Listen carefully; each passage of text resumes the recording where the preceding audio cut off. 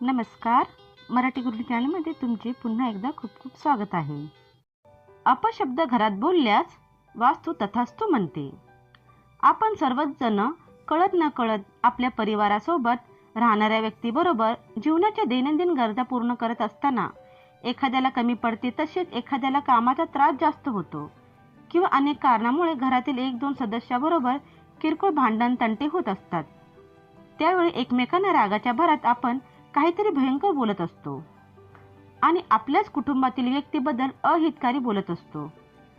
जसे की तुझे वाटोळे व्हावे, तुझी नोकरी जावावी, तुला कधीच सुख मिळणार नाही, अन्न अन्न करत बसशील, तुझं लग्न नाही होणार, हा माझा शाप आहे, तुला मूल मूल म्हटलं तरी मूल होणार नाही, असं बरंच काही. घरात आई वडिलांची भांडणे होत असतात, पती पत्नीची भांडणे होत असतात, भाऊ बहिणीची भांडणे होत असतात, बाप लेकांची भांडणे होत असतात, आई लेकीची भांडणे होत असतात, सासू सुनेची भांडणे होत असतात. आपल्या घरातील एकूण सदस्य असतात, त्यांच्यामध्ये कधीतरी भांडणे होत असतातच. अशा वेळी सहज न विचार करता आपण वाईट शब्द वापरत असतो. आपले घर म्हणजे वास्तू, यामधील वास्तुपुरुष तथास्तु म्हणत असतो, म्हणजे तुझी जी मागणी आहे ती पूर्ण व्हावी.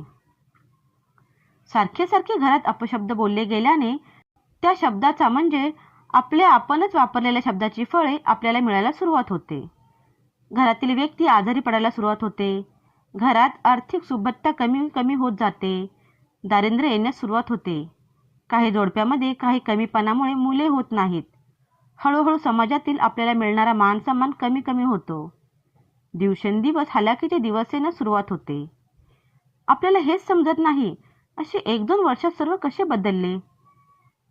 आपला असा समज होतो की आपल्यावर दैवी कोप झाला आहे, आपल्यावरती कोणी करणीबाधा केली की काय, असे असंख्य प्रश्न आपल्या मनात येतात. याचे मूळ कारण आपणच आहोत हे आपणास उमगत नाही. आपणच हे दिवस मागून घेतलेले असतात.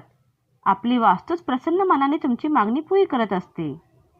जर आपण चांगले वागलो व बोललो असतो, चांगली मागणी केली असती, तर आपली आणखीन भरभराट झाली असती. पण अजाणतेपणे केलेल्या कर्माची वाईट फळे आपणास विनाकारण मिळतात. म्हणून घरात नेहमी शुभ बोला आणि दुसऱ्याबद्दल शुभ चिंतन करा. म्हणून आजपासून निश्चय करा व कोणीही घरात वाईट व अपशब्द बोलू नका. राग आवरा, शुभ बोला. व्हिडिओ आवडला असेल तर प्लीज लाईक करा, तुमच्या फ्रेंडला व्हॉट्सअप आणि फेसबुकवरती शेअर करा आणि अशाच प्रकारच्या नवीन नवीन माहितीसाठी मराठी गुरु चॅनलला सबस्क्राईब करून बेल बटन दाबा. पुन्हा भेटूया नवीन व्हिडिओसोबत. व्हिडिओ बघितल्याबद्दल धन्यवाद.